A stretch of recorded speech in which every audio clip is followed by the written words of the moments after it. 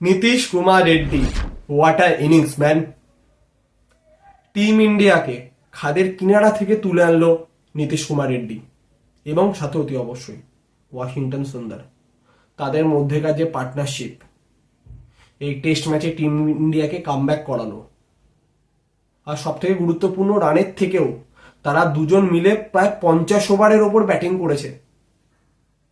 এই দুজনে প্রত্যেকে 150 বেশি বল খেলেছে, যার মানে পুরো তৃতীয় দিন টিম ইন্ডিয়া ব্যাটিং করেছে।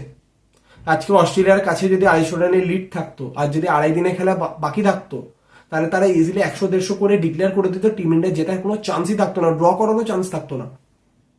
সেই জায়গাতে অস্ট্রেলিয়ার কাছে এখনো অব্দি 116 রানের লিড, এখনো একটা উইকেট বাকি রয়েছে, ক্রিজে এখনো নীতিশ রয়েছে।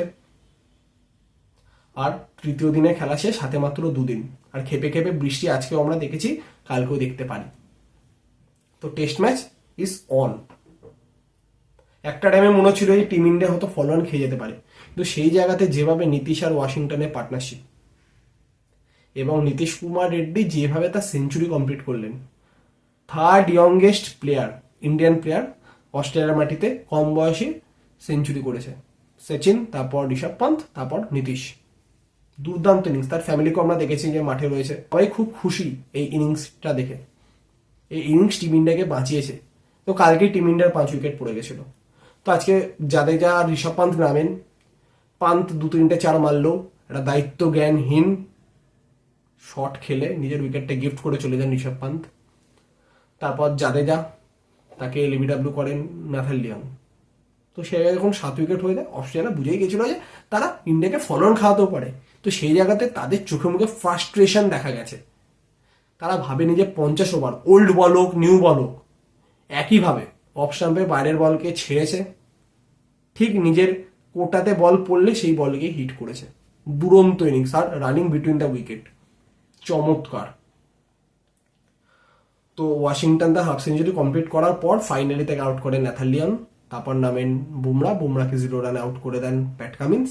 তারপর মোহাম্মদ সিরাজ নিজের কাজটা শুধু করে গেছেন, জাস্ট ডিফেন্স করে ওভার কাটানো, আর বাকি কাজটা নীতিশ আজকের মতো করে দিয়েছে।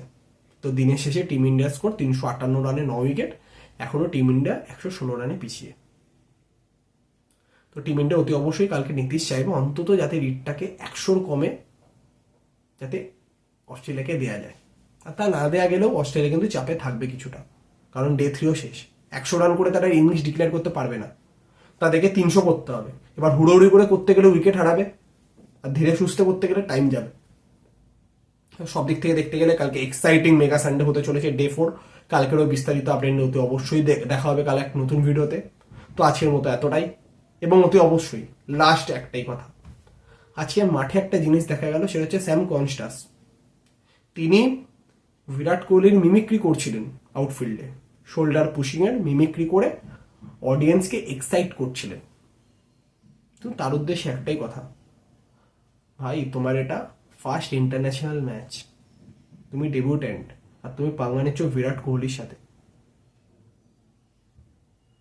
অলিম্পিকে ক্রিকেট ফিরছে যার নামে, যার জন্য তুমি তার সাথে পাঙ্গা নিচ্ছ। এই করলে কিছুই হবে না, তোমার নিজেরই ক্যারিয়ারটা নষ্ট হয়ে যাবে, যেটা তো নামিনুল হকেরও হয়ে যেত। সেখানে বিরাট তার সাথে হ্যান্ডশেক করে ম্যাটারটাকে ক্লোজ করে দেয়। উইলিয়ামসের কথা তো সকলেরই মনে আছে, ওয়েস্ট ইন্ডিজের নোটবুক সেলিব্রেশন, তার পাল্টা সেলিব্রেশনটা যখন বিরাট করেছিল, তারপর থেকে আর উইলিয়ামসকে আর আমরা তো ইন্টারন্যাশনাল ক্রিকেটার দেখতেই পাইনি।